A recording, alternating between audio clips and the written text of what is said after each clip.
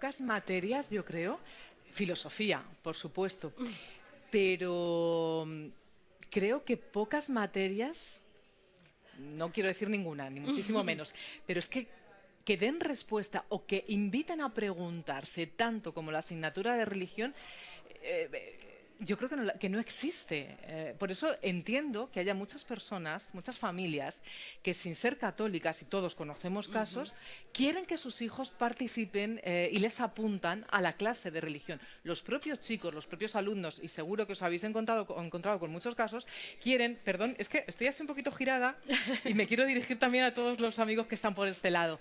¿Cuántos alumnos piden apuntarse a la clase de religión sin vivir la religión o viviendo la religión quizá de otra manera diferente a como a priori pensamos que es el alumnado de religión católica, ¿verdad?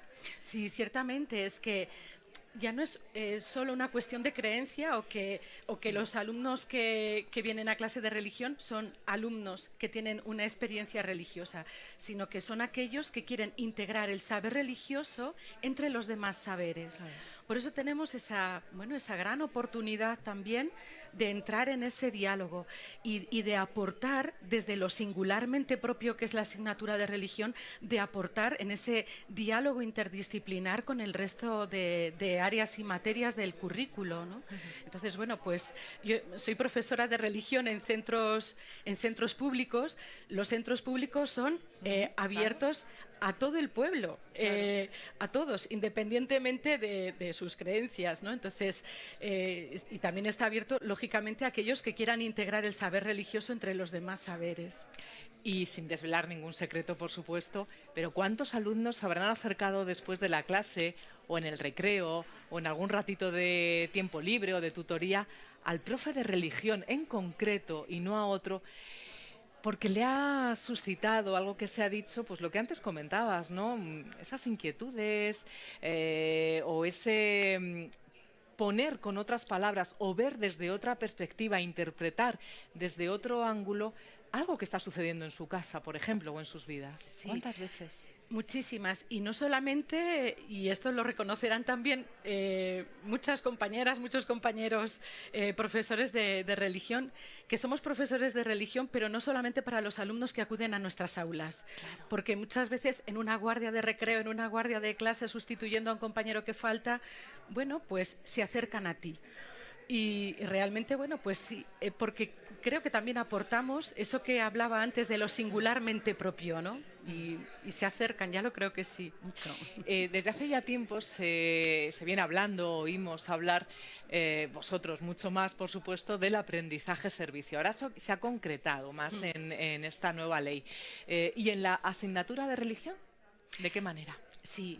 Me imagino que mucho. Sí, desde luego, porque es un enfoque educativo realmente tan afín, claro, a la asignatura de religión. Muchas veces percibimos en los centros educativos que hay cierta separación entre lo que es éxito educativo y compromiso social. Sí. Entonces, el aprendizaje-servicio viene a unar en esa relación dialógica lo que es eso, el éxito educativo y el compromiso social. El aprendizaje-servicio realmente es aprender haciendo un servicio a la comunidad y entonces entran en juego o de alguna manera la escuela lo que aporta es esa calidad de los aprendizajes que mejora el servicio a la sociedad y la sociedad con sus necesidades está dando sentido y significado a lo que aprenden los alumnos. Entonces encontramos una metodología, un enfoque educativo que realmente ayuda a dar esa visibilidad a la asignatura de religión, ¿no? Entonces, consiste básicamente en que el alumno, con ayuda de sus profesores, identifica una necesidad en el entorno con cuya, bueno, pues se compromete, ¿no? De alguna manera a solucionarlo a través de un proyecto solidario y a través de ese proyecto solidario está poniendo en juego los conocimientos, las destrezas, las habilidades, las actitudes. Entonces, bueno, pues es poner en juego todo aquello. Entonces, el profesor de religión realmente ya no es que sea un mero transmisor de conocimientos que supera, ¿no? Es un diseñador de aprendizajes, de situaciones de aprendizaje, pero ante todo, con esta metodología estamos haciendo que el profesor de religión sea un auténtico agente de transformación social. y además de transformación personal del alumno y de transformación social, y teniendo en cuenta o partiendo desde esos valores evangélicos, ¿no? Claro, porque yo creo, mi humilde opinión, no tenemos que pensar en esa transformación enorme a través de un proyecto grandísimo, solidario, que también, por supuesto, hay muchos y son necesarios y que siga habiendo, pero a lo mejor sin hacer mucho ruido, con el compañero de la mesa de al lado, pues ese servicio desde luego está saliendo, ¿no? Pues María Ángeles, has dado en la clave, porque hay proyectos de aprendizaje-servicio tan diferentes y además tan grandes, tan pequeños. Lo que importa es también en lo pequeño, ¿no? En lo cotidiano, el cómo, de alguna manera, educar la sensibilidad de nuestros alumnos hacia esas necesidades del entorno y tratar de dar respuesta poniendo en juego realmente todos esos conocimientos y habilidades, ¿no? Y por eso es tan afín también a la asignatura de religión. Hay muchas formas de empezar un proyecto de aprendizaje-servicio, muchas veces transformando ya un proyecto que ya estábamos llevando adelante, o también copiar un buen proyecto inspirador, ¿no?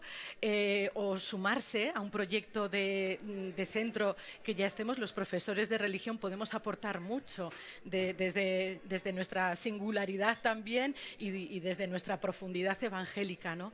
Y todo ello, además, jalonado, todas esas fases que veíamos de los proyectos de aprendizaje-servicio, jalonados por dos procesos muy importantes, que es el de evaluación, porque los proyectos de aprendizaje-servicio no es una cosa anexa a tu clase, sino que es una forma de desarrollar el currículo.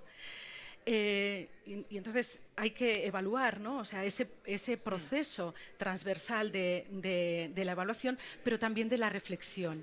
Y es ahí, en la reflexión, antes, durante y después de esa ejecución del proyecto de aprendizaje-servicio, donde los profesores de religión aportamos muchísimo.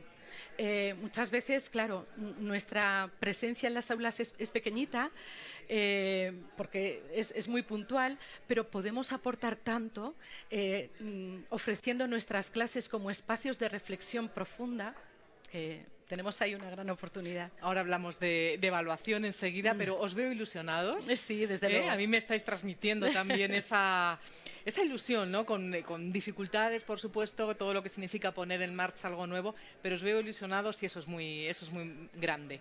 Muchísimas gracias. Gracias a ti. Mucho ánimo para el nuevo curso. Muchísimas gracias, María Ángeles.